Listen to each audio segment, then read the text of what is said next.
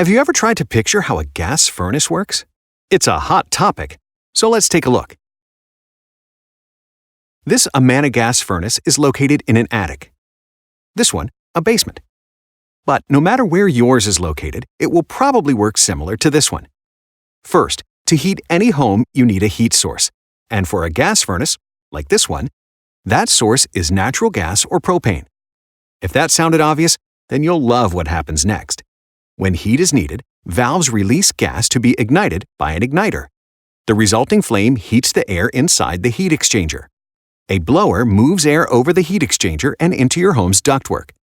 And just like that, your house is as warm and cozy as the temperature you set on your thermostat. Some gas furnaces, such as multi-stage or modulating systems, offer additional energy-efficient performance. Speaking of heat exchangers, a condensing furnace can actually capture normally wasted exhaust heat energy using a secondary heat exchanger. You get the picture. To learn more, visit our website. Amana.